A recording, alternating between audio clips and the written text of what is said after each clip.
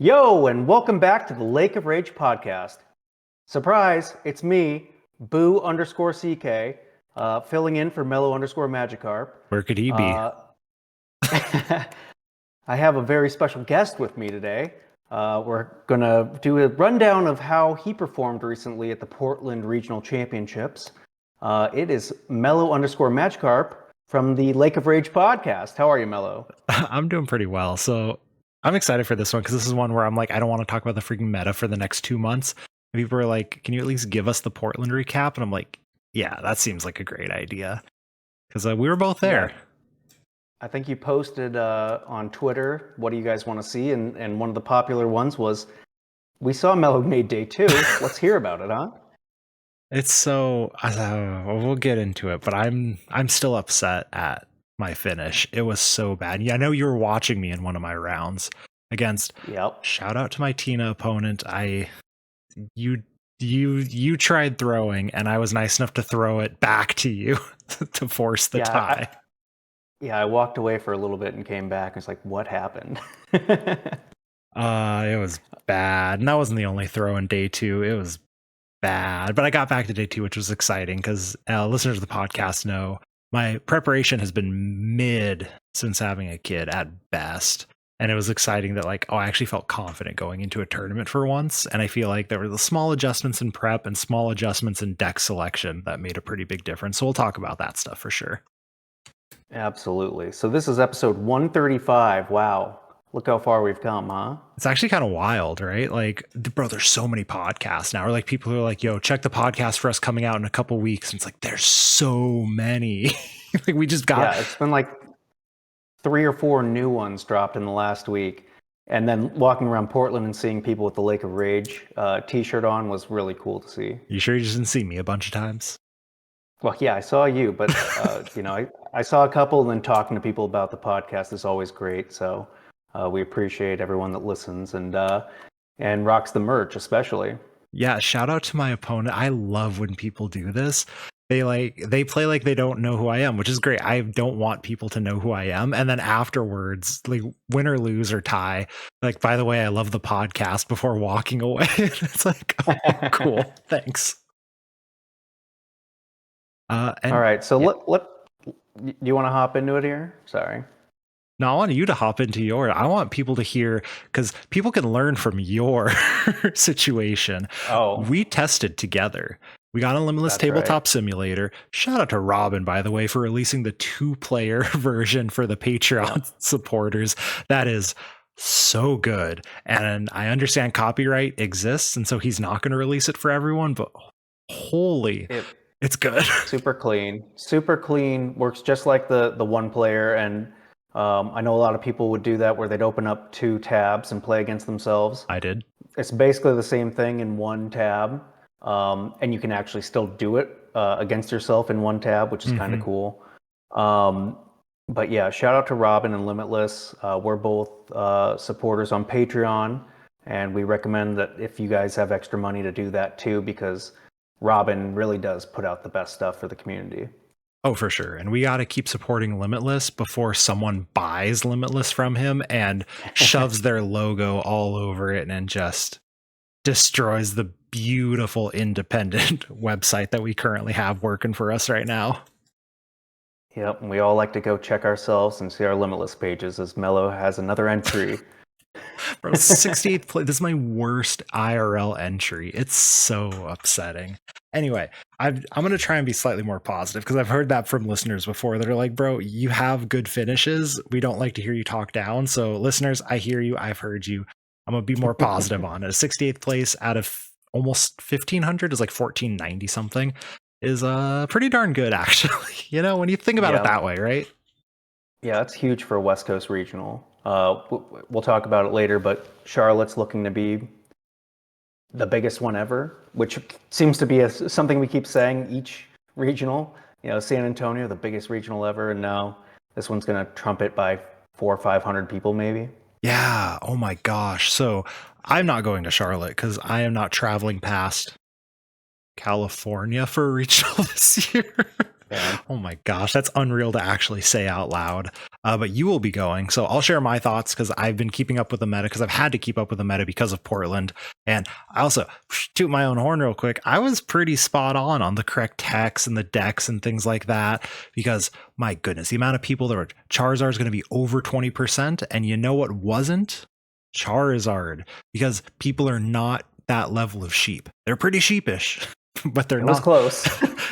Bro, it was only 17. That is pretty far. Out of 1,500 people, that's a lot of decks. Yeah, it's a diverse meta, though. If it was a little tighter, that'd easily be 20%. If people were there to win, everyone tried to win, I think that number would have been higher. But yeah. But let's talk about the regional itself real quick. Oh, yeah, that's actually really important because statistically, most of you were there. But if you weren't there, this might actually surprise you to hear. So, Grant, you kept track of the times in between rounds. Yeah, if you guys follow me on Twitter, I think I didn't post San Antonio because I didn't play too deep in the tournament. But normally, I'll keep track of the round times. And for example, in Peoria, the round time average from the start to the start of the next round was 79.25 minutes. Portland was 68.625, which is unreal. Crazy. It's unreal. Last year's Portland. Oh, do you have last year's Portland's number? It's different TO. No. But I want to say it was over 90 minutes. It was. Yeah, last year's was a nightmare, right? We weren't out till it was after 10 o'clock. Till 10 o'clock. Yeah. This was the round 9 started at 6:43. Yeah, it's so no lunch break, but it's amazing. Yeah, it's unreal the difference because I'd walked back with one of our locals. We stayed in the same hotel, but he's a high school kid. It's like, okay, I'm gonna wait for you, so we're good to go because it was late at night. Even though it was a short walk, it's like we can't let the kids walk alone in downtown Portland at 10:30 at night. It was a miserable experience last year. And that was in April, right? Yeah, it was nice out. It was not cold. Yeah. So this was in January, the first week of January. It was cold and wet. I think for how well the event was run, the timing and location might be asking for a little bit more. If to put it in perspective, last year it was in San Diego where it was 70 and sunny. God, there's one so easy switch, and I know you were going to say it, but I need to say it while on the subject. Yeah. LA in May and Portland in January. Just LA in January, Portland in May. Easy flip, same locations. Just please, please, Gallery Games or TPCI or whoever. It's so much better that way. Yeah, and it's amazing. I think Gallery Games, I'm down here in the Phoenix area now. They're from the Phoenix area. They are. It's like, how did you guys decide to go up to Portland in the first week of January? It's probably cheap as heck. That's fine. I mean, look at the numbers. And especially a Phoenix regional would be cheaper probably, or higher attended because it's an easier airport to get to. So I do want to say when we had our last episode talking about after Sacramento, where we were like, we need a Phoenix regionals, a ton of people agreed in the YouTube comments. And if that's you, sound off in the YouTube comments again, because I want more support for Phoenix regionals. But let's not beat a dead horse when we talked about it for like half an hour. Or we could. I will say also on the regional, the hotels were a little bit far away from the venue, and they kept doing the weird thing where like you had to enter way down from one area versus the exit. So if you left the building, and they did a terrible job of regulating it. At one point, they had a lady there to like tell you once you leave you can't come back in. She was only there for like one round, but you had to walk up like 3-4 minutes up and then back down, and the hotels were so far away. So I mean, you can't really complain about that too much. I like when the hotel's right there across the street. Agree. And then on a related note, I booked my Vancouver hotel and I'm staying in the convention center, whatever that one's called. Are you the Pan Pacific? It's going to be so worth it. It's going to be worth the money. That's where I stay. I love that hotel. I love being right there. And hopefully you got a bay view of the harbor. I got the cheapest one, bro. That hotel's not cheap. It's not cheap at all. That's the one I splurge for. Like I get a nice room. You've seen it. You came up to my room one time. Just looking out in the bay, they have the water planes that take off and stuff. It's just a really cool experience there. And then to be right on the venue as well is awesome. But yeah, I'm really excited for Vancouver. Same. A personal anecdote: I flew Alaska for the first time ever. Hey, did your door come off? No, but I flew on the same type of plane the same day at the same airport. Let's go. Yeah.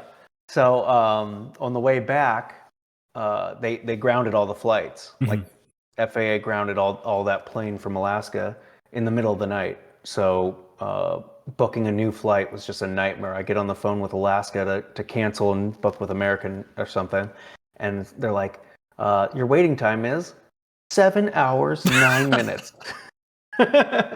Bro, rip. I'm like, no, I'm all right. I'll call you next week. You could have caught up with Doom and I on the way back to Seattle and flew out of SeaTech. You missed out. Yeah, that'd be a fun road trip. What is it, 3-hour drive? Yeah, it's pretty fun actually. Yeah. All right, well, let's hop in real quick to my Portland experience, other than the plane, fortunate being on a different plane. A real quick summary, because I am a teacher, just in case, because we jumped around. Best run regional I have ever been to. Yeah. So shout out to Gallery Games. Shout out to every TO who was working the Hive or whatever. Or it's not a TO, a judge working the Hive. Because my goodness, if every regional ran like this, I would enjoy regionals. I hated Sacramento. Yeah, I'll add this one in too as a stat I've been tracking now, is when they announce pairings to when the round starts, averaged for 6 minutes. I think there were a couple before that were like LAIC, for example, was under 4 minutes in a massive venue with a ton of people. You need time to get, the entryway is always clogged, right? And then as soon as people start finding out, because the announcements don't go outside. So once somebody sees the pairings are up and you're moving in, it's the running of the bulls type deal. And given 1,000 tables, or when we get down to maybe 700, it's still almost impossible to find your seat and get there. I think 6 minutes is the ideal time. That seems fine. Yeah. I was always in my seat. My opponent was always in their seat. Like, no one had late penalties next to me, at least. Yeah. I saw multiple times at LAIC where people, throw their hand up immediately and the opponent's standing like 2 feet away. Heck yeah. And I didn't see a single instance of that this time. I think 6 is a great number. The highest was 7, the lowest was 5, so that averages out. Pretty good. Perfectly run regional. No lunch, we'll note that. There was some stuff in the venue.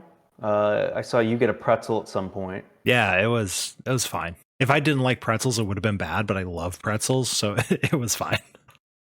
Yeah. I'm usually all right with that. I normally just carry a fanny pack. I know a lot of people have backpacks, but I'm a Cliff Bar guy. Same. Builder Bar or regular Cliff Bar? Regular. Okay, I'm Builder Bar. Always got the chocolate mint. Oh, gross. You're so weird. No, it's Why delicious. is everything just got to be a little off with you? They're so good. They discontinued my favorite, the peanut butter chocolate chip. Oh, those were really good. Yeah, that was a classic. I'll give you that one. So I'm just a chocolate chip guy now, which is fine. It's not even real chocolate.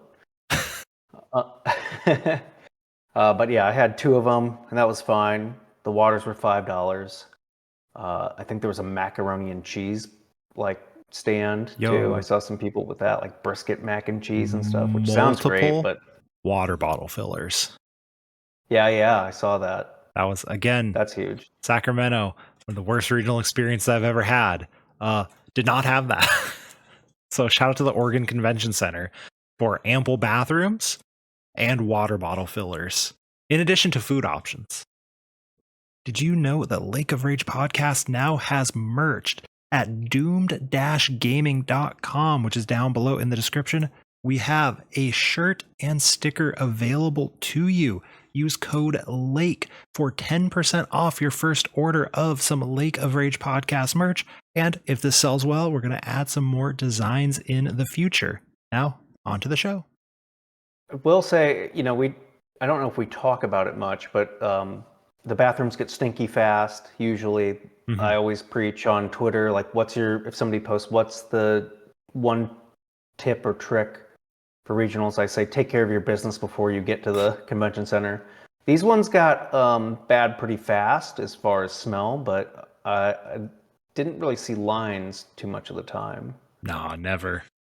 And there were enough that you could just kind of keep walking. Walk into one and be like, nah, I'm going to go to the other one. Yeah, and speaking of tips and tricks, I'd say go there the day before and scout the convention center. Mm. There's going to be a ton of bathrooms outside of the hall that if you can find good ones, less trafficked ones. I actually didn't even know there were bathrooms in the hall until day 2. When I went to time and around, and I was like, I really have to go to the bathroom. It's like, oh, they're right there. Yeah. This is so convenient. Yeah. I always went outside of the hall because I'm like, that's just the correct choice. Yeah, day 2 is so much better for bathrooms. There's like except for we'll see it in Charlotte though now with a couple hundred more people. Yeah, top 256 is almost all going to be day 2. Day 2. Because it's about 10% conversion, right? So that should be 21 to 20. 210 to 230 people, somewhere in between there, which is nuts. And a bunch of seniors and their parents. That's true, and there should be 32 seniors as well, because normally it's 32 make day 2. It should be, instead of the 19 match points, right? Yeah. So that's quite a few, right? And then, like you mentioned, parents as well. Yeah. Hopefully. Ooh, that's a lot of people. Anyway, let's get to your run. Right. So we tested together. We tested Charizard, but tell everyone what you played. Yeah, well, I played the Moon, the Roaring Moon. I've had a crush on it since it was announced. True. And my brain started going to work for the first time since I created Relish, the Grass Mewtwo GX deck. Fun deck. And just thinking of ways to play it, and obviously the 2 engines were just the straight up Turbo and Lost. I played Lost in San Antonio, and it was a horrific experience.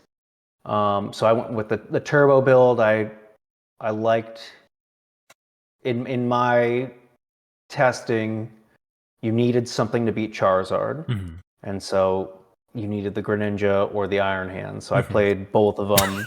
I know Azul played it on stream that week, and it was like, are you playing Azul's list? Like, I've had this in my pocket for a while. Not Azul's list. Even more Turbo. With the trekking shoes. Mm-hmm. And it was really great. The deck ran awesome. And I played every game except for the very last game where I started Iron Hands and a bunch of item cards, which at that point didn't matter. What I miscalculated was the Charizard matchup. Mm-hmm. This is bad metagaming. I played 4 Charizards. I went 0-3-1. It's a good sign. Yeah, very humbling experience. Most of the games went 3 games. Mm-hmm. You have to get, if they get Manaphy down, you're putting your pigeonholed into getting the Iron Hands. If you even win the flip. True. You have to win the flip too. Because if they go second, if they get a Battle VIP Pass, or they get going first, or an Arven going second Battle VIP Pass, you're cooked. That's the most of the time. Yeah, right. So you have to go second. You have to win the coin flip, go second. Uh-huh. And you have to hope they brick. This is worse than Miraidon at this point. Like it plays exactly the same as Miraidon. You're just bad Miraidon. But yeah, you're bad Miraidon, and it was brutal.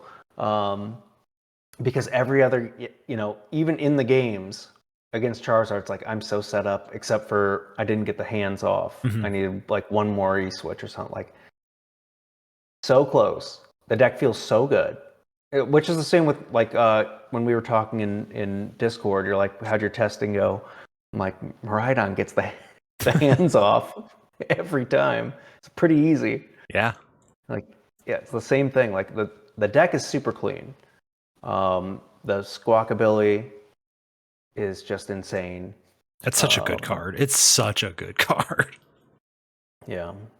Yeah. And if you play Research, the full dark version like Ross played, I think he got top. He got top 33rd. 64. Yeah. 33rd. Yeah. But to be fair, it was a clean cut. Yeah. There's so many ways to tech it and play it. My deck immediately after I built a new deck. After that, and then 2 days later I had a new one after that. I love the deck, but yeah, a good lesson in making sure you know, like if you're metagaming and you know Charizard. We sat down weeks before and we settled on Charizard and we did our numbers and had Charizard as the top deck. And you need to know that you have a good matchup into it. Like that's a matchup you can't take an auto loss because you can face 4 of them. And you just, and you get knocked out of points right away. Yeah, I want to give you can't make day 2.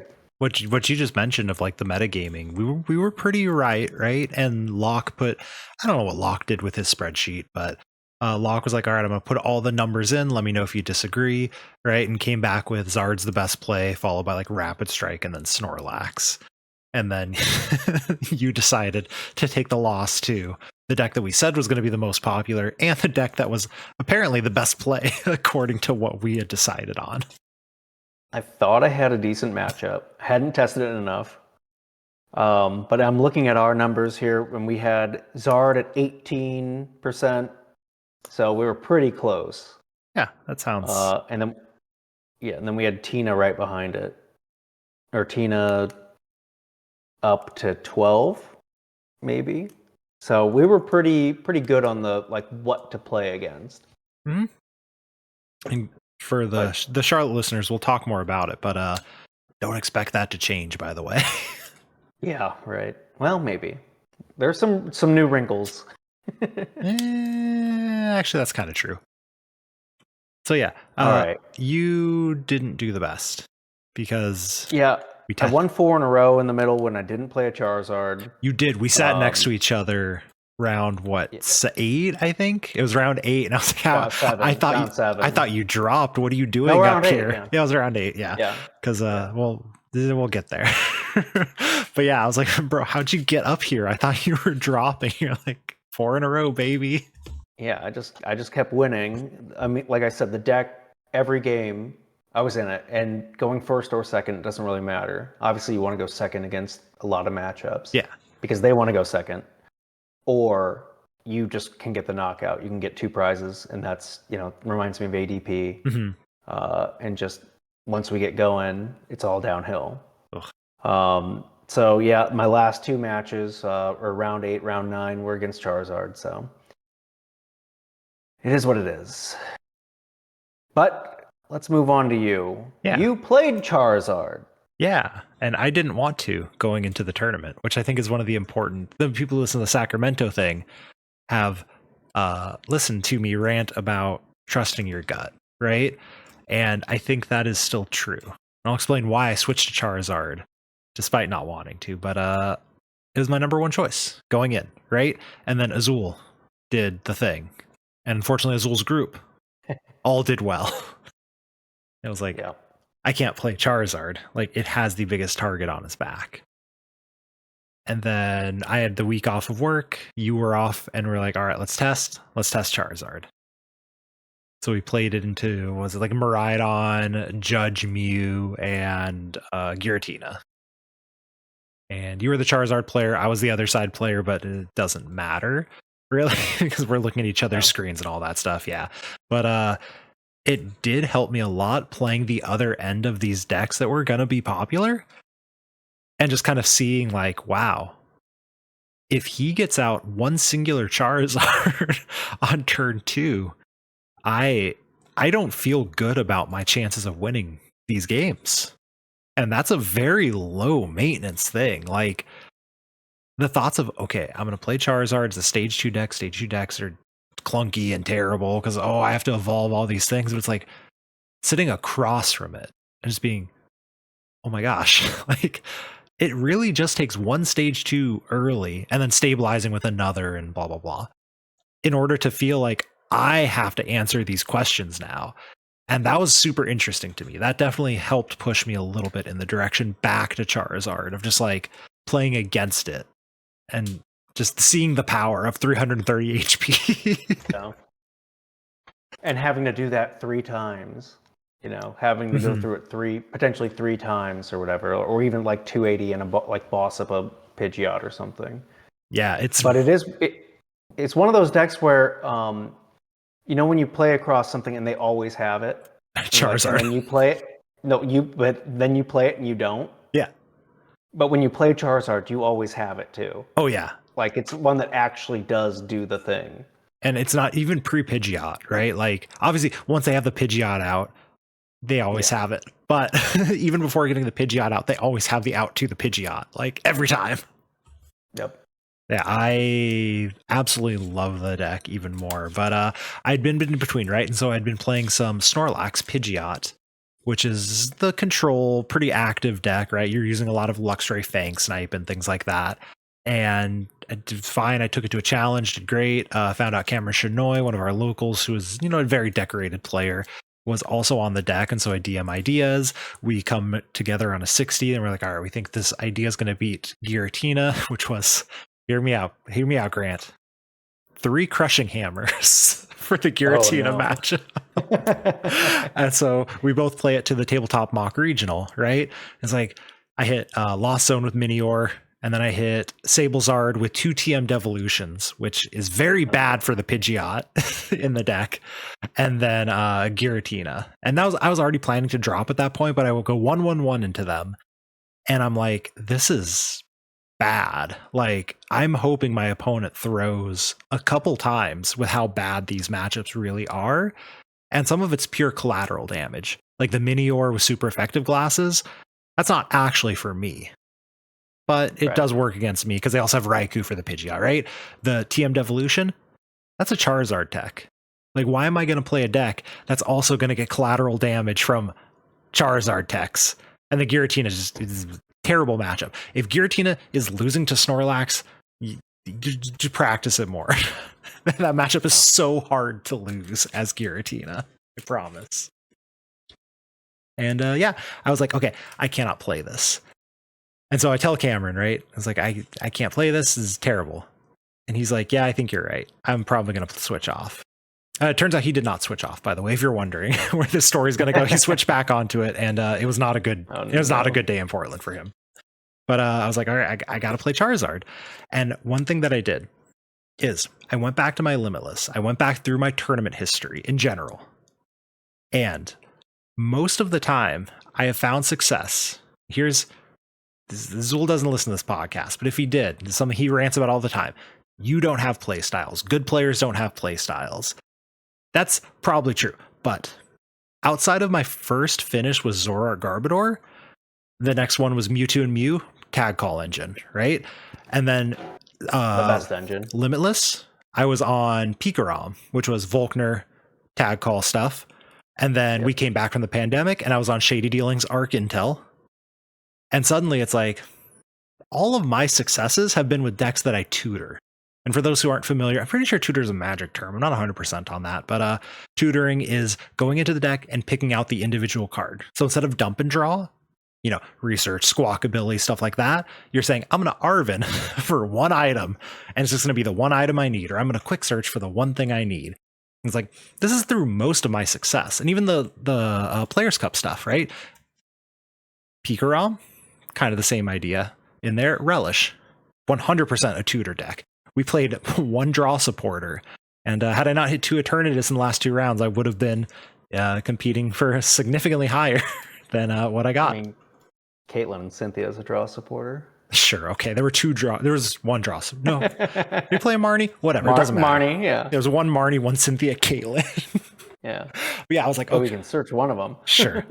But that gave me extra confidence. So originally I was like, I can't play Charizard again. Azul put a target on his back, and then it was like, all right, we can play Charizard because if I look back at all my successes, they've come with these very slow, I'm going to get the exact card I need every single turn, and we're going to do well with that. So that kind of gave me a lot of confidence into it. And then I was coming up with a 60, right? There was 2 very clear weaknesses with Charizard. One of them, TM Devolution. The other one was there were no switching cards. So we went with a Turo. And the Turo was actually so incredibly nuts. Like, Turo was so good to the point where I don't suggest anyone plays Turo in their deck, because I got every good use out of Turo, and none of you will ever have another good use after my weekend. Like, that card was so much better than it had any business being. And then we, of course, played the TM Devolution for the mirror, because it's like, well, my deck is weak to it, so we're going to run it. And it worked out mostly, right? I went 2-1 against mirror. And should have been 3-0, should have got top 32 with it, but let's not get too far into that one. Yeah, the Turo though. All right, hear me out, Grant. Turo, turn 1, I started 3 separate games. I started a Pokemon V, Lumineon or Rotom, but also in my hand was a VIP pass, an energy, and a Turo. And being able to Turo into the Pidgey to call for family was so good. 3 times out of the 15 rounds, which is ridiculous to have that full 3-card combo and starting the Pokemon V. Yeah, and then you have Lumineon in hand for next turn. Exactly, right? Like, it was so good. So that was my idea, right? Yes. And then, but Azul's group played Switch. Yeah. And you'd play Turo again over Switch, you think? So I actually lost round 1 to a Miraidon player who made day 2. As I thought it was a good matchup, but they pulled out a Coco on me in game 3. Oh, yeah. And I only had 1 Charizard. Tech, I never set up a second Charizard in our whole set. No, that's not true. Game 1 I did, and that's why I won. But games 2 and 3, I was, all right, here's 1 Charizard. Go get him, buddy. And it just plain didn't work in game 2. And game 3, they pulled the Coco out, and I was like, I can't. I can Turo and then Charmander. So the Switch would have won me that round. And then we're talking about a whole different tournament, right? Because I had Arven in hand, Arven Switch retreat, blah, blah, blah. So, I mean, technically, I think Switch would have been a better card, but the amount of value I got out of the Turo was nuts. It won me my winning in like 100%. My opponent goes for the Moonlight Shuriken. I was up against Hunter Butler with the Lost Zone, Kyogre, Groudon, Roaring Moon. Sure. Oh, yeah. The Groudon was mostly just a Lost Zone target the whole game. But yeah, he went for the Moonlight Shuriken on a Lumineon and something else. And then he was like, Turo the Lumineon. And, you know, there's no more win condition left on the board. And so, like, situations like that where it's like, well, this is pretty sick. It did its job. It definitely carried its weight. But Switch is better. It has its pluses and minuses, yeah. Yeah, going into Charlotte, I'd 100% be playing a Switch instead. I think that's just correct. But yeah, the Turo, the amount of value I got out of that was nuts. So yeah, we decided on those are the only 2 real changes. Otherwise, it was a completely vanilla. It was a dual GG's 60. We made the same cut they did, cut one of the level balls, and the 60 worked. It was just a very straightforward, good deck is good type thing. And I think that's one of the things that I learned from this weekend. Everyone was ready. Every one of my opponents was like, I've tested against Charizard. They clearly knew what they were doing. And it turns out a lot of Charizard players aren't good. And I think that also made a difference. That's the thing, right? People play the best deck. Yeah. They're not the best player of the best deck. Yeah, because I would have opponents make these plays that were clearly felt like they were calculated, knew what they were doing. And then when I made a response that was maybe a little unconventional, they were suddenly like, oh, I wasn't prepped for this. I want to give a shout out to multiple Giratina players. I played against 3 Giratina players. Every one of them is going to think I'm calling them out because they all did the same interesting play. Let's call it that. And there was Lost Impact into a Charizard EX.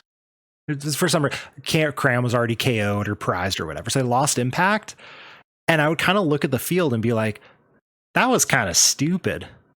I'm pretty sure they have a good answer in hand. I'm just going to Iono here and see what happens. And you'd Iono them, and then they couldn't actually do anything else. and they would use Star Requiem on my 280 damaged Charizard. And for anyone listening, like, wow, who would throw that hard? Look, this is also 2 people in day 2. So apparently every single Giratina player would throw this hard. But, you know, stuff like that where they've clearly decided this is the line of like, I'm at 280, they're going to hit me for not enough, and then I'm going to clean it up with a Sableye or whatever.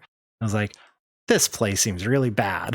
Clearly, if I Iono you, you're going to whiff. And you know what? All 3 of them whiffed every single time. Yeah, unless you have a bunch of energy on the bench or something to get rid of. You're normally lost zoning off of your active. Oh, yeah. And then how are you going to find those energies again? Yeah. You need a rod. You need a Mirage Gate. So, yeah, stuff like that of like, they're very clearly making a play that they've planned out, practiced. And then you're like, well, if I make an answer to this, let's see if they can adjust on the fly. And, you know, a lot of players can't. I think that's one thing that you really have to do. And one of the reasons why I think Charizard was a good play for me, why I would play it again in Charlotte this weekend, is you do have those options and you really can make these changes on the fly. And that just felt really good with the deck. And one reason why I'm probably going to play it to Vancouver, it could still change. It could switch to Stall again, right? It's a valid deck. Yeah, I really liked Charizard. It just really gives you so many plays. Like attacking with Pidgeot is another one where people weren't prepared for a lot of the time of like, oh, that thing has an attack, right? Or I had one opponent play a path going first when I started Charmander. And, you know, I'd Arven VIP Pass attach to the Charmander and discard the path. And they're like, oh, yeah. I was like, you know, just like these little plays of like, there you have so many tools in your toolkit that you can really take advantage of these people who think that they have the answers. And you know what? They might, but a lot of the times they don't, because you can't have answers for every single play in the deck. Yeah, and even the Charmander hitting into a Snorlax stall. Mm-hmm. Oh, yeah. A Charmeleon. You can knock yourself out. Yeah. Now the prizes have gone down, and you know, there's a lot of utility there with the under-evolved and even the Pidgeot too, like you said. Yeah, I never got to play into a Snorlax, which I'm very happy. I'd rather not. But yeah, that was one of the lines that Senior Doom and I had discussed of just like, what if we just KO our own Charmeleons?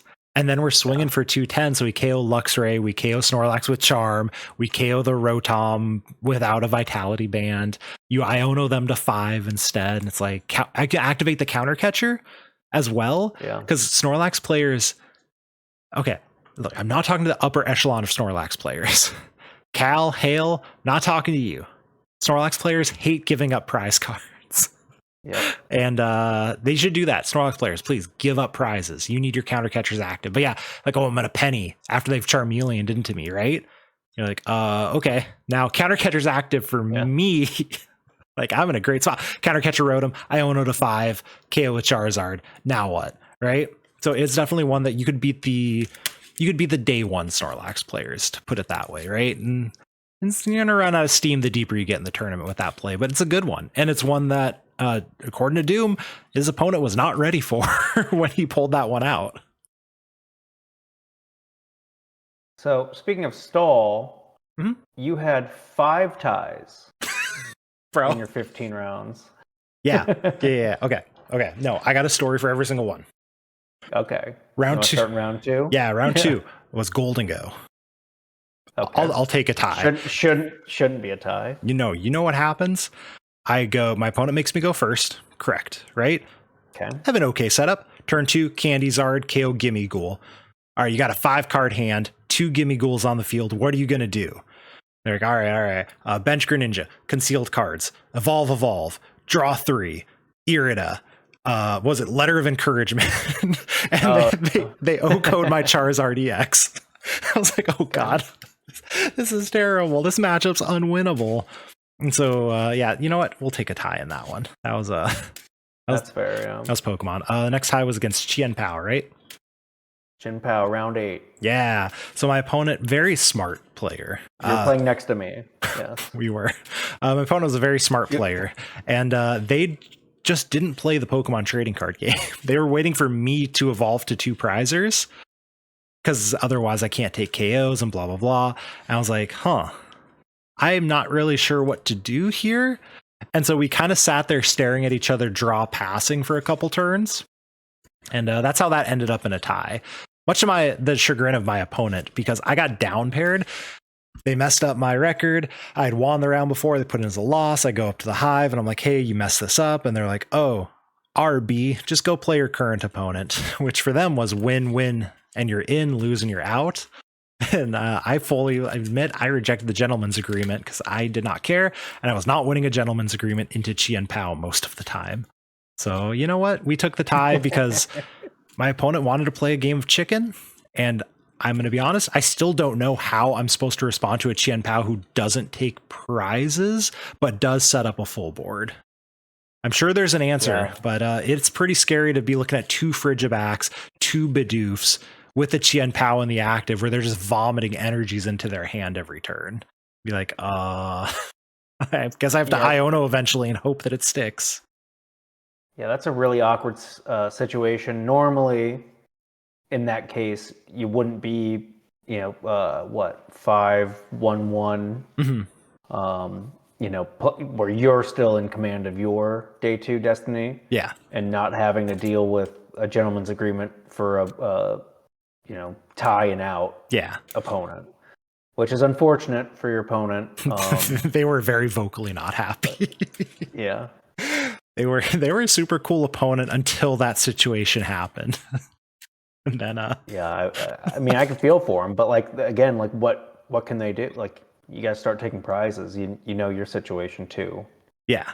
So it's like being down paired in general, right? Oh yeah. It's really no different. That happens sometimes. So yeah, it was an awkward, if they take 1 prize KOs, I KO their Chien Pao and then I win the 2-2-2 war. But also, if you're not taking prizes, it's not even that I didn't want it. I wanted to win game 3. I wanted to win the game, but it was this is just incorrect for me to evolve to a 2 prizer and start taking prizes now because I'm going to lose the game if I do that. Yeah, absolutely.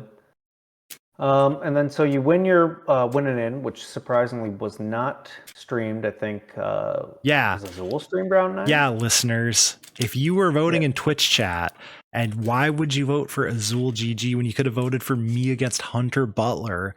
Yeah, seriously. What was a Pokemon game for sure? You said earlier, Hunter was playing Kyogre Groudon, junk box, which I've termed any sort of lost box that just plugs in 4 or 5 attackers or whatever, and sometimes it works, sometimes it doesn't. I mean, you have Greninja, you have Sableye, you have Cramorant, you have Kyogre. It's fine. Yeah, we did pull out the win. It's a little bit of a low probability whiff, but you know what? It turns out Pokegear can still miss, even with 4 Colress in a 20-card deck.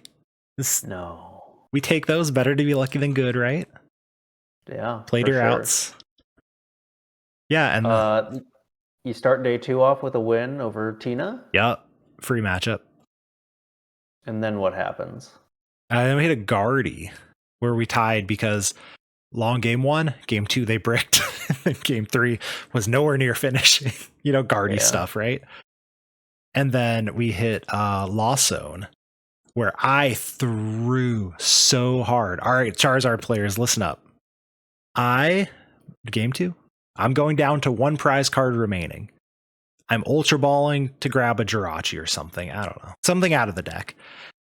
When you are Ultra Balling and you're going down to 1 prize card, you Ultra Ball away the counter catcher, not the good cards. So instead, I Ultra Ball away an Arven, keep the counter catcher. That will never be active. I pull 2 Pidgeots off the prizes that I knew they were prized. There was a 100% chance I get them because I take 2 prize cards, 3 prizes, 2 Pidgeots. My opponent plays an escape rope. I promote the Pidgey. And I get stuck because I got rid of the Arven. And I can't Arven into Pidgeot to retreat and win the game with my Charizard.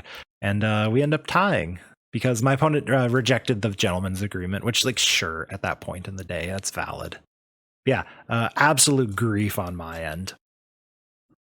Yeah, it was round 12. Yeah. Yeah, then we hit a Giratina. And again, I absolutely No, agree. you hit a Miraidon. Oh, that's right. Oh, bro, that game was so fun though. My opponent was so sick. Like they whiffed so many generators, but were so nice. So David Gade, shout out. Yep.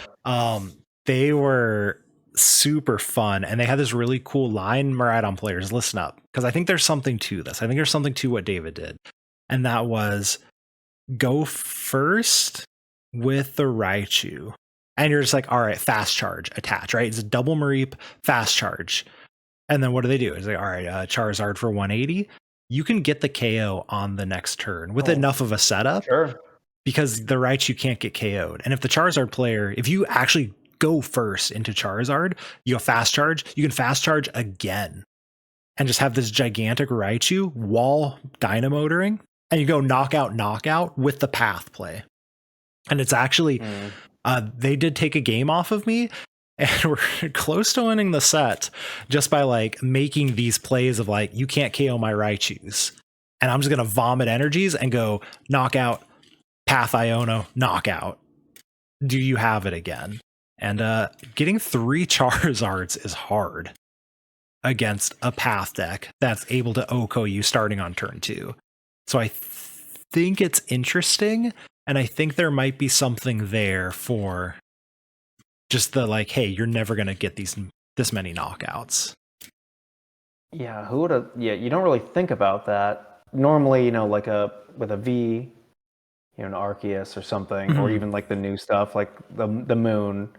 Like, all right, I'm not getting KO'd going first or whatever. Yeah. Or if they attack into me first, and you play that like you played with the Chin Pal, a game of chicken. Yeah.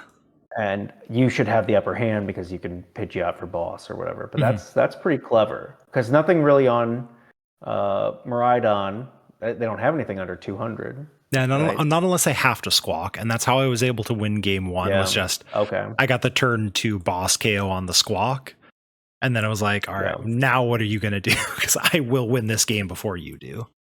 But yeah, if they don't squawk, like they didn't have to squawk. No, they got a Bravery Charm on their squawk on turn 1 in game 3, and I was like, uh-oh, this is sketchy now. You got the vacuum? No, I did not get the boss vacuum at all. I just started smacking into them, and I hope they didn't have it. And they eventually did not have it, but it was really close. I had to get the 3rd Charizard to win that game. I'll interject one point here too for the Miraidon players. If you're playing Coco, don't play the Coco into the Moon matchup. You put the Coco down, that gives the Moon somebody it can attack. My opponent did that. I won it going first against a Miraidon twice. So they put the Coco down. I'm like, okay, let's go. This is huge.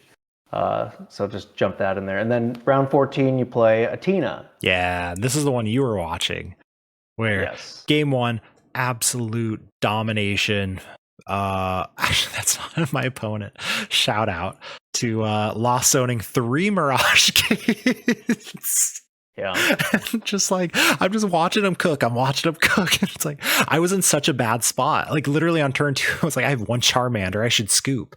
And I was like, I don't know. This is Giratina. I'm sure it'll be fine. And then I go Abyss Seek. I was like, okay. I stabilize a little more. And then Abyss Seek again. I was like, okay, this is fine. And then suddenly, next thing I know, it's like there's 2 energies and 2 Mirage Gates in the Lost Zone. Like, I'm just going to keep playing and see what they do. And eventually they chorus and deck themselves out. Yeah. Because they just have nothing. And it was such a funny game, because it was just like watching, it was like playing ladder. It's like, all right, just let him cook. And it was like, y'all, this is looking sketch. And then game 2, I absolutely grief so hard. They escape rope. They're going to Greninja me. I know they're going to Greninja me. The correct play is promote the Charmander with an energy. And instead, I big brain promote a Charmander with no energy, which gets stuck in the active. Yeah. And I get utterly farmed from there. And then game 3 doesn't finish, because why would game 3 ever finish in this format? So again, I can point out, not saying I played perfectly otherwise, but a very blatant, if I make a different play, I win this game every single time. And instead, I lose it. And for everyone listening to this, that happens, and you'll still think about it frequently. But it's a learning experience, and you know that, going forward at least. Oh yeah, for sure. It goes back to reps. I do want to mention we tested. I played locals with Charizard. I was vastly undertested, and the next round we're going to talk about against James Sims. Shout out to Professor. I gotta give this kid credit, man.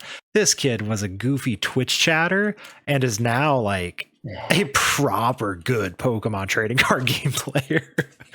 But yeah, like I sat down against them. This was the third time I'd ever played the Charizard mirror. The first 2 times were in day 2, and they utterly out mirrored me all over the place. You got to test. You got to play more Pokemon than what I did, and it really showed going into day 2, where the games were a little tighter, and just my games were a little less clean or a little more punished, I guess, for some of those misplays. You just have to play the Pokemon trading card game. That is by far. I appreciate you listening to the podcast, but turn the podcast off, go to live, and play a couple games. That's the best way to prep. Yeah, the interesting thing, I heard it in multiple games next to me when I was playing. Charizard players saying, I swear to God, multiple people said it. They're like, "Oh, I haven't tested the mirror." Did you sit next to me playing a mirror? No, but like that's what I'm saying. Like I think a lot of people are like, okay, I need to know the Tina matchup. I need to know Miraidon. You know, like to have it. You don't really think about them. It's like, okay, what's the mirror? Okay, I'll tech Devo. Yeah. And that's how I'll play the mirror. It's like at some point I'll just play Devo. Like, okay, that's not how you test the mirror. Know the matchup. Ooh, I did though. All right. So against James, I win the coin flip, go second. Boy, you want to know how bad I threw? I double VIP pass. I have an Arven in hand, and I just choose not to play the Arven. for no reason. I don't know. I was such a great, like, I have the Rotom on the bench. I just hold the Arven for no good reason because I wrote him into another Arven anyway. It's like there's so much cool stuff that I could go get right now. There's so much that could have it was such a like, why did I do this moment? But so what happened is I have the TM Devo. So I go, they get the prize trade first, right? They get a KO because they went first, blah blah blah. There is a situation where I KO their Charmeleon, and then they're down 3 candies, Charmeleon and Rod. Perfect. TM Devo, if they candy Zard, I always win by 2-shotting it. And then they pull out the second Rod. Yeah. And I instantly see my mistake.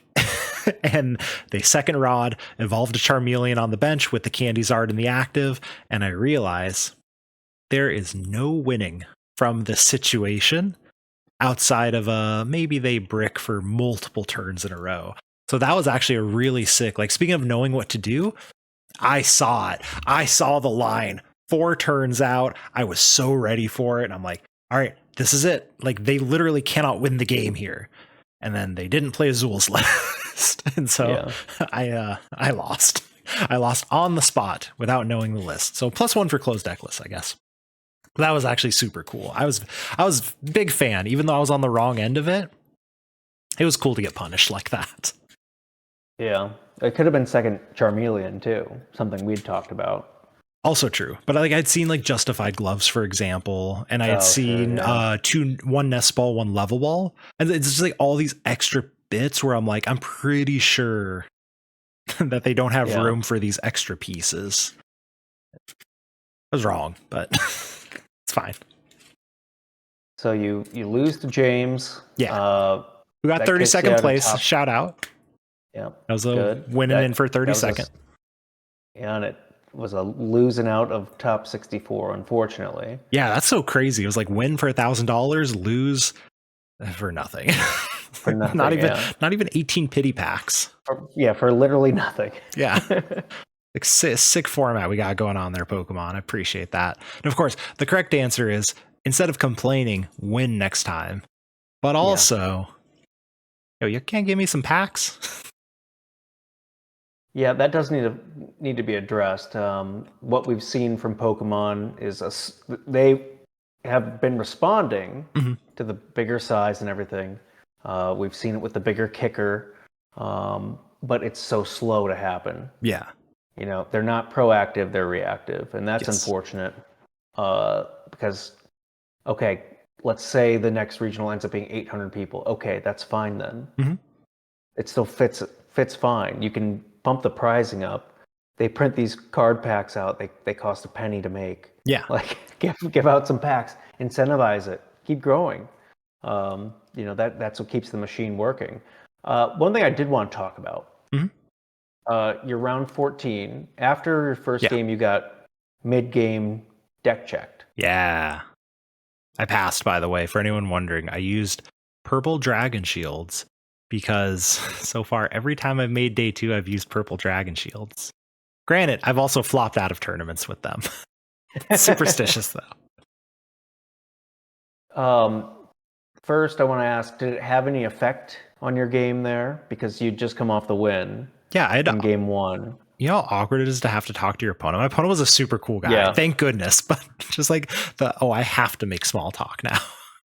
Yeah, I hate small talk, so yeah.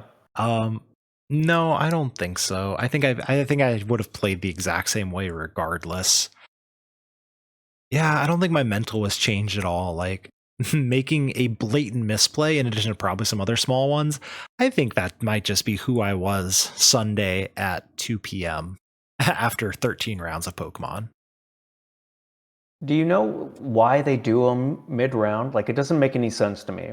Yeah, so one of the reasons for doing it mid-round is to keep the tournament going, right? If they only take a couple minutes, and a lot of the times the games don't go to time anyway, Giratina versus Charizard, maybe not the best one to not go to time, but it keeps the tournament going versus in between rounds is like, okay, well now we have to stop something and things like that. So I'm pretty sure that's why they do in between rounds. They have less time sitting around doing nothing in between rounds. And then it's less likely to delay the tournament in any way, shape, or form. Well, from my observation, there were 3 judges there on the side. 2 of them, like that, they were doing the normal judging. Yeah. And then between rounds, they took or between matches or games, they took your decks, and the 2 judges went away. There was only 1 judge there on that end, which was weird. But also, I think at the end of your game, they started the round right after. You were the last one, maybe. Yeah, so the reason we were the last one is my opponent got a slow play penalty, and they gave us a time extension. And then for some reason, they still picked us for a deck check, so we got another time extension on top of that. Yeah. And then my opponent in game 3, going first, played a Chorus, looked at the top card of their deck, and so we had to get another time extension for the judge to go confirm that it would be a 2 prize penalty. So we got 3 time extensions off of our game. So barring those, I think in general, I think the better way to handle it would be at the end of the round, take the decks when you're done. And that way you can go, to the bathroom, get water, do whatever, and go pick up your deck, 6 minutes later and the round starts. Yeah. I think it's just an inconvenience because now you immediately have to get up and sit back down. Oh heck, any judges, let us know. Tweet at I'd love to hear why. Yeah, I'd love to hear why. Because I've had it happen in the middle of the round multiple times now, and it's just an inconvenience. Like at the end of the round, just take my deck. If you find something wrong, you shouldn't, because I play katanas and I've never had an issue with them. Hey, I've never had an issue with Dragon Shields.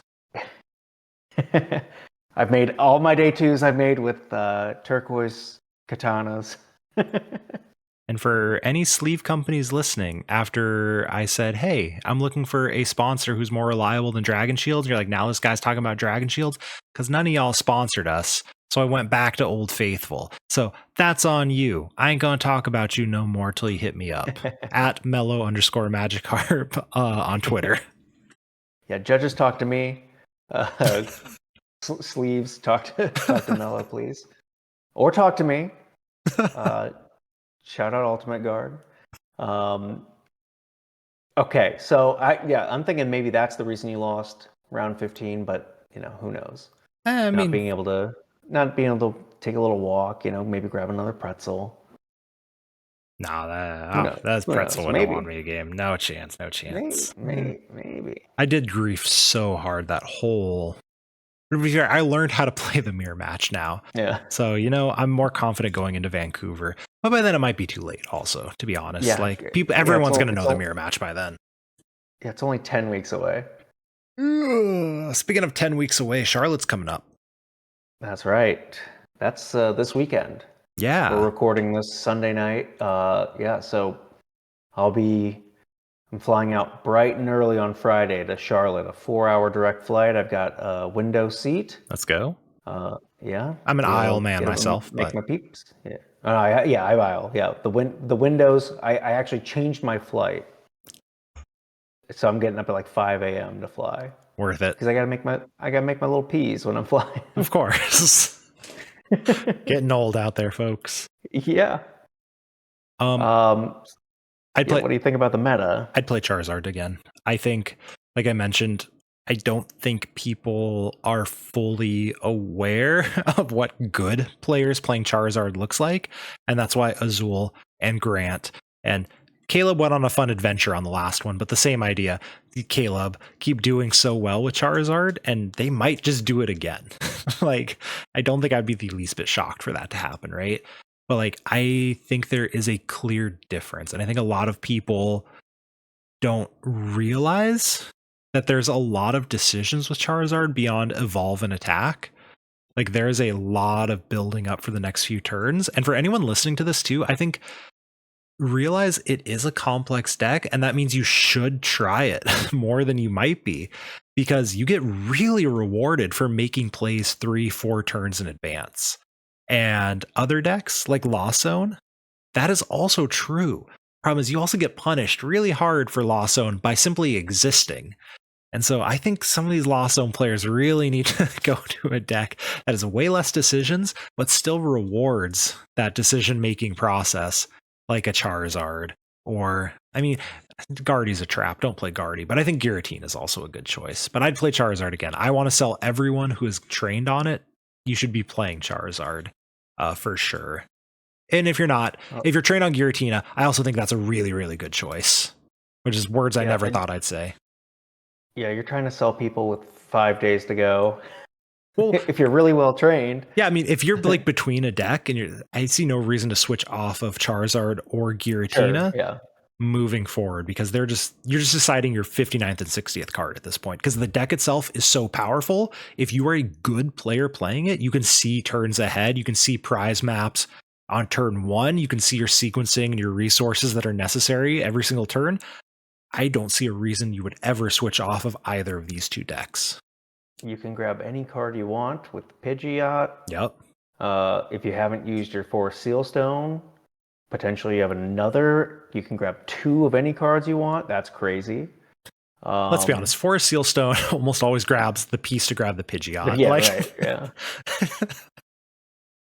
But yeah. Playing the moon, it was awesome. You either play the stone on the first turn or the last turn. Yeah, get that boss. It's like, okay, I put the stone on. There's checkmate.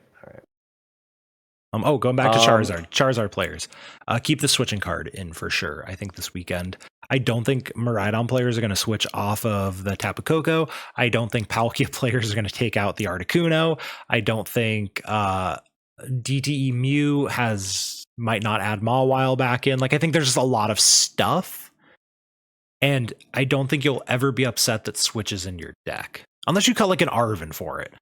Don't be stupid, but having a switch card is, I think, just a good card for sure to keep going into this weekend, because I don't expect people to stop worrying about Charizard playing 0 switching cards.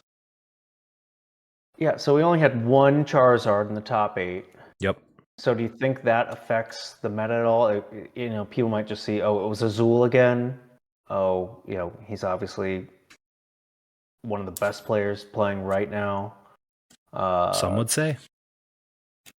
Arguably, potentially. There's a lot of Mew though. Yeah. Mew's a good matchup for you, right? Yes, but like you can still lose. It's just Judge Path is yeah. Sure. Judge Path box is pretty scary. Like I said, you add that Mhm. Dreepy in there. If they cut the switch card, GG's, Sure. GG's. You said Guardy's a trap. Yeah. We saw today Today at a the time of recording, showcase. yeah. Yeah, at the time of recording, a cash match with Jake Gearhart losing playing the Guardy in 8 rounds to Isaiah Bradner Absolutely on the Tina. disgusting, bro. The 3-0 Jake lead into the Bradner 5-3 win. Like, Yep. and I want to point out too, so game 1 seemed like it was an actual display of a game. Games 2 and 3 was just Giratina being bad. And then the games where Bradner got to play, they weren't actually blowouts because that's not really how that matchup goes, but they were blowouts, man. Yeah, it wasn't. I mean, it wasn't pretty, and not in the way like, oh, beat you up ugly. It was just these games make you not want to play either deck. I disagree. They make me want to play, bro. Watching Jake occasionally just like pass instead of taking a prize. And it's like, God, that's such a good play. Like, you know, not going down to Roxanne yet, establishing a bit more of a board, having a board so big, you're like, whatever, bro, spit on me. I don't care. It's not going to do nothing. Like, that's so cool. I love it. No, I love both of these decks. I would not play either to a regional, though. Yeah, I'm with you on that. Yeah, what do you? Okay, so we do think an increase in Mew. Mew seems really well positioned, always has. And do you think the sunsetting of rotation coming up? A lot of people, this might be their last regional before then. Let's give it one more ride. I think anyone who thinks that is going to feel encouraged by the Portland results, right? So we saw 6 in the top 16. It was more than there should have been. It's like a number where you see it and you're like, that can't be true. And then you count it and you're like, oh, Mew. So Mew was a great play for Portland regionals. And here we're going to test the theory. We're going to test the Celios network theory. If people will play the deck that was the play for the last tournament, trying to catch up. It was true of Giratina in Portland. It was played in higher numbers. It was a play for San Antonio. Still a good play for Portland. Still going to be a good play for Charlotte. But Mew was a good play for Portland.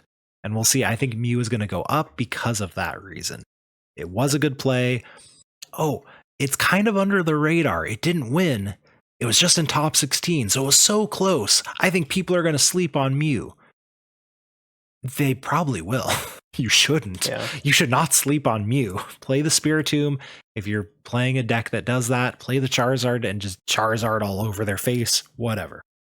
But I think Mew's going to see more play because I think people are going to say, I don't think they're going to expect Mew. Just expect Mew. Yeah, and I think obviously with, like we said earlier, the Bradner win and one of his testing mates, John Ang, won Portland with Tina. And what's an easy splashable tech into Tina is the Spiritomb, right? Yeah, it definitely. We've seen it before.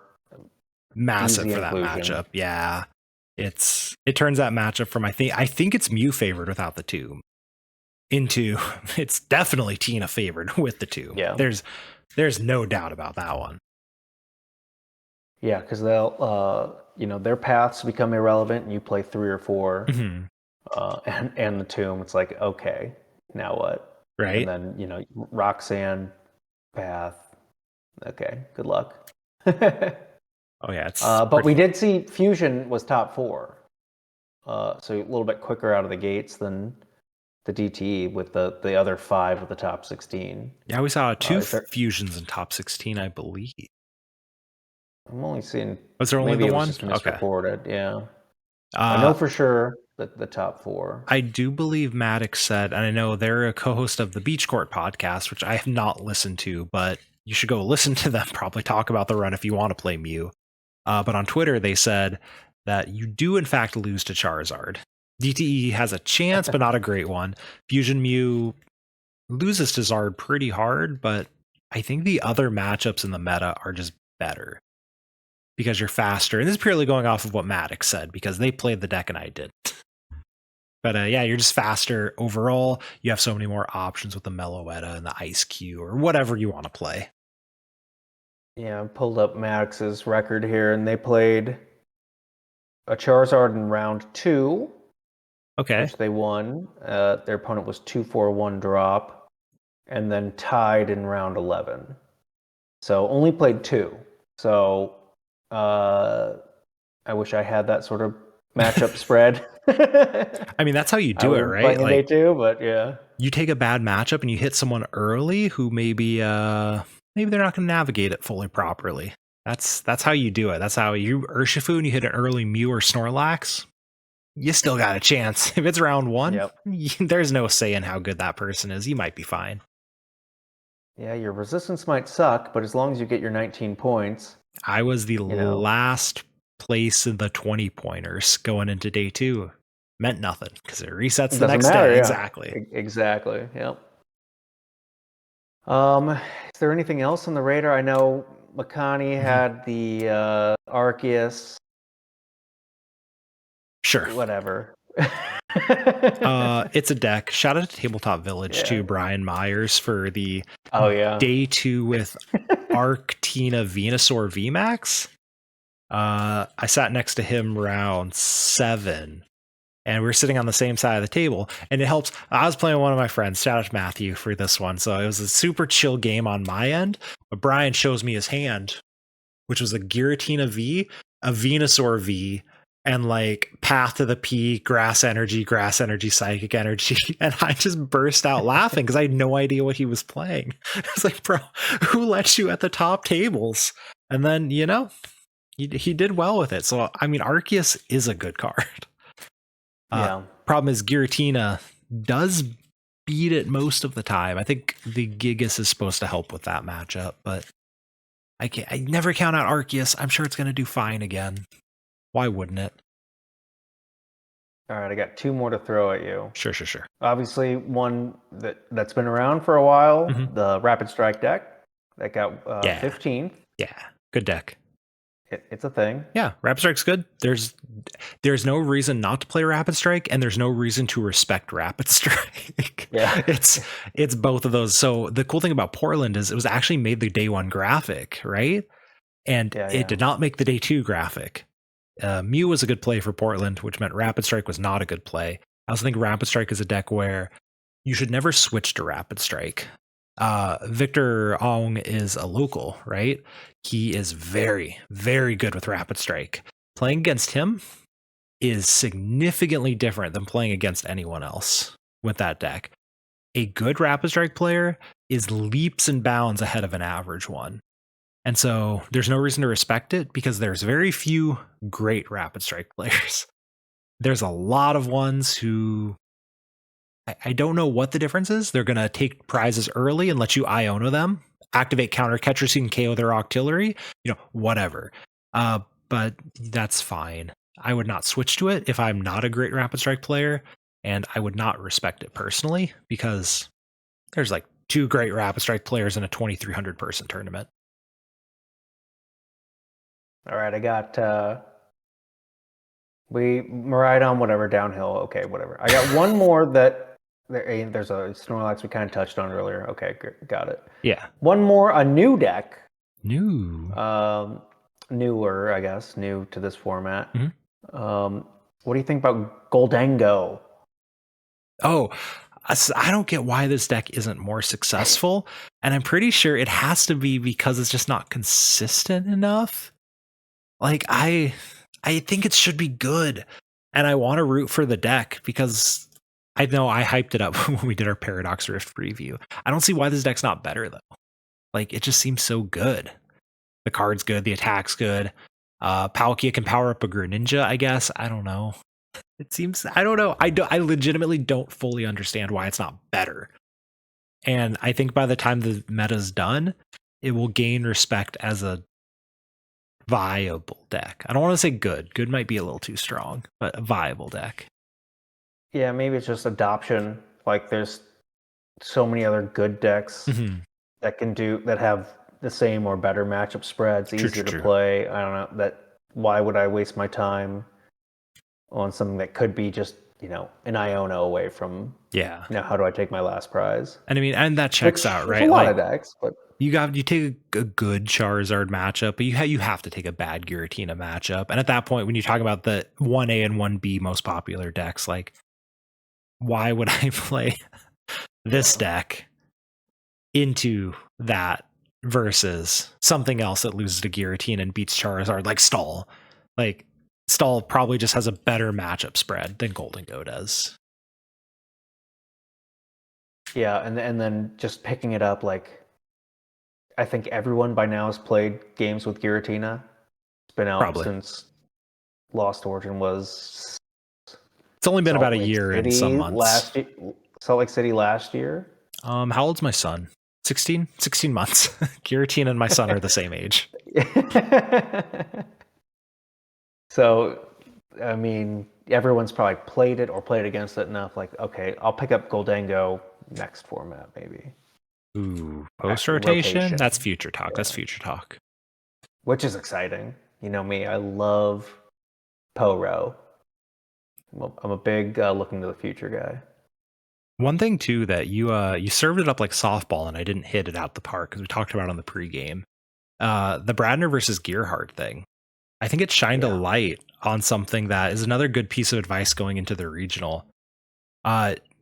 You can have a good game plan, and this goes into what I talked about too, the Charizard thing. I guess, gosh, I served it up on a freaking silver platter too and completely whiffed. Man, I'm rusty. Yeah, the flowchart, like you said. A lot of times you can have a flowchart and feel very confident, and that's fine. You have to be willing to adjust from your flowchart. You cannot sit there and be like, all right, I'm going to do A, B, C, and that's how this matchup's supposed to go. Sure, supposed to is not how this format goes. Part of the reason why you keep seeing the top players do well is because this format is not a flowchart. This format is so different. You have to play the Iono that you get. You have to play the awkward starting hand with no VIP pass in a fast format. And you really have to be willing to adjust based off of what's in your opponent's discard pile. What is my board? What is their board? What's in my hand? So I think going into Charlotte, that's another important point. Why would I play Charizard? Because people follow their flowchart and you can disrupt it. What should you do if you're going in? Don't stick blindly to your flowchart. You should be constantly check your opponent's discard pile, evaluate the board, decide what is actually going to happen here. When I first started, I got coaching, and one of the things they said that still sticks out to me, and I still tell everyone, is ask yourself, what doesn't my opponent want me to do this turn? That is going to take you so far in the game compared to, okay, I have to Cresselia the Giratina. And from there, I have to Iono counter catcher, you know, blah, blah, blah. No. You're just like, all right, what doesn't my opponent want me to do? Well, they have one Comfey on the field. Cresselia the Comfey isn't normally how I draw it up, but I'm going to disrupt them even more. And this format especially, I think that just makes such a big difference. So yeah, really evaluate every single turn and don't just be like, all right, it's a altered creation boss game. Not really that level of flow charting anymore. I wish. I'm glad it's not. Let me make these tiny little decisions of like, actually, I'm going to pass turn. I'm going to Rare Candy into Pidgeot instead of Rare Candy Charizard and just vibe and see what happens. And then suddenly your opponent follows their flowchart. You're like, all right, sick. I can adjust now and I'm good to go. And I'm happy. I've established a board. Yeah, we saw Jake do both sides of it today. Mm-hmm. He would, like you said, Cresselia into Tina at times, but he did that every time. Mm-hmm. And in the post game, Bradner said, "I'm really glad that he did that play and didn't KO my Comfey, because if he did that, I'm screwed." There's other nuances in that Bradner's like, if I put down the Manaphy, he hits into this. I have that, like, there's plays that aren't ever on the flow chart. So many things that are out there, but you can't be stubborn-headed and keep doing the same thing over and over again. You have to be in the game every time. There's no autopilot deck. Well, I mean, Rhydon, I guess. But What's crazy is other it than- actually isn't. Like that's what's right. like. There's so many lines in Miraidon, and that's why Moffat makes top 8, and everyone else in the world, is nowhere near that. Well, I mean, I remember like just you can go back to any format almost like where people are like Lugia is so easy. You do this. Like, well, yeah, but there's the middle of the game, which exists for everything right now, but like there isn't anything that's truly oppressing like that that you can't just stop thinking. And the cards like Countercatcher and Iono just exacerbate it so much because it really turns into a like, oh, keep it active, don't keep it active. Like, do I push my advantage? Do I not push my advantage? And like, am I going to get punished for this? Like, what are the odds they even have the Countercatcher? Like, okay, I'm going into Giratina. I'm going to activate their Countercatcher, but not their Roxanne. Is that actually scary? Sometimes no. Sometimes you look at their hand, you look at what they did last turn, like they didn't even play a supporter. They probably don't have Chorus. Like the odds of them doing anything, because they didn't Abyss Seeking, right? They just hit you with a Cramorant. You're like, they're probably not going to do anything. They're probably not going to have access to this 4-card combo that I'm actually afraid of. So I'm probably fine. I can probably activate it. And sometimes you look at a 12-card hand and you're like, maybe I don't want to go into Roxanne turns because my board's not ready yet, and I'd rather do something else this turn. Yeah, it's like, if you don't have the Sableye on the bench yet, are you going to find it? When you Iono, how many cards do you have in deck? How quickly can you find that card again if it gets Iono'd? Little things like that are so important to keep track of. And you lose that sometimes. Like you forget to play the nest ball and fail it to shuffle your deck to get better odds to see a card. This is one of the little things. Coolest playing against Hunter Butler round 9. I think he really showed that like level of, and I know some people do this in their head because I'm one of those people, but playing Lost Zone, I would Iono him. He'd look at his hand, he'd write it down, and then he would count his deck before his turn started. And he would be like, he would be very blatant, right? Like, this was my hand, this is how many are here. And then think about what he's doing. He would do it out loud because when you're that good and you're playing a deck like Lost Zone, it doesn't matter if I know what his plan is. Or maybe it did. Maybe that's why I won. I don't know. But yeah, stuff like that is just so huge. Yeah, it's weird to see. Sometimes you play against somebody and you Iono them, or they Iono you. You Iono them. They don't look at their hand again. They just shuffle it.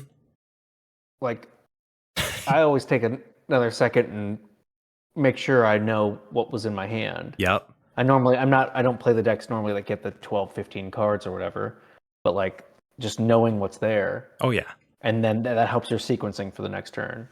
Oh yeah. And it can be huge for even a deck like Charizard where you're like, I'm going to quick search, but I mean, am I going to evolve into the Charizard? Am I going to first play my own Iono to dig for it? Am I going to Mysterious Tail first or not? Like, even if you don't think it matters, there's a lot of situations where it does matter a whole lot. Yeah, I've got the cards to evolve to Charizard. Wait, how many energies do I have? Do I need a quick search for Rod first? Or something, Yeah. Yeah, there's little things. There's a lot in this format. And yeah, the biggest thing is don't get stuck in the flow chart. You should be evaluating each and every turn, even when you are, like I said, playing Charizard, it's very easy to play 3 turns ahead, and you should. You really should. Yeah. It's very important that you have every single resource, prize, etc. mapped out, because otherwise the deck doesn't really do a whole lot. But you reevaluate everything every single turn also of like, okay, my opponent has this left, so my plan was this, but now I have to pivot over to this because it's, I'm not ready to go into Roxanne turns yet. Or I haven't got my Jirachi, so I'm super not ready for Roxanne Sableye. I should probably, chill for a second. I'm going to hit into this Giratina for 180 instead, or whatever the play is. It's really about deciding those. Yeah, you can do that. I'm going to instant charge because my Rotom's still on the bench. Whatever. It's fine. Yeah. I'm a call for family. Wait for them to do something. Oh yeah. We saw Gearhart pass a ton today. Oh yeah. Did it work? Did it end up working out for him? No. But sometimes it was the right play. Yeah. Did he do it a little too often? Maybe. Yeah, there's playing from behind, and then there's not pushing advantage, and that's a whole different topic. I don't know. Someone out there will do a group coaching session for it at some point, right? Yeah, or at least go back and watch the vlog for now until Azul puts out a YouTube video of it. Either way. Yes. All right. What do you think about wrapping it up? I think it's a good idea because I want to go to bed. Prediction would be, I think the meta is going to be too hostile for Charizard to win again. Like I said, I would still play Charizard. I don't think the hostile meta matters a whole lot. I think you'll still do well if you know how to play it. But that would be what I want to pick. I don't think Tina will do it 2 weeks in a row. So I am going to pick, what other decks are in there? I refuse to pick Mew. I was gonna say you're gonna. I'm leaning towards Mew, actually. I don't want to, but I really think my conclusion is going to come to Mew. I'm picking Mew VMAX to win Charlotte Regionals. Here it is. Judge Path will be the most consistent deck, most consistent strategy, most consistent everything to get to top cut in this gigantic regional. Yeah, I actually sadly have to agree with you. Oh no. That means I'm wrong. No. I'm a good metagamer. But I think I just think even seeing, you saw a lot of the top end players already playing it last week. Mm-hmm. I think with the frequency pickup, maybe they cannibalize each other a little bit, but if I think it's just like you said, Judge Path, pretty good, and just having a draw engine, Judge Path, you have all your outs, and I think a lot of people have played it so much and know it, pick it up and give it one last ride here as it's about to rotate. If it's not here, it's Knoxville. So yeah, I'm picking it for this one. Yeah, I think that's correct. Grant, where can the people find you if they want more from you? You can find me on Twitter at RealBooCK, one word. I'll have the numbers posted for the round times of Portland up there probably tomorrow. I gotta format it, but I try and keep track of those. I think that's the best thing I've been doing recently. My memes, I haven't done any good memes recently, so I don't know. But you can find me on Twitter, on Twitch. I might be in chat at boo_CK. Myself, you can find me on Twitch, Twitter, and YouTube at mellow_Magikarp. Be sure to rate and review the show. Check out the merch, doom-gaming.com. Use code LAKE for your first order. This has been another episode of the Lake of Rage podcast. Catch you all next week.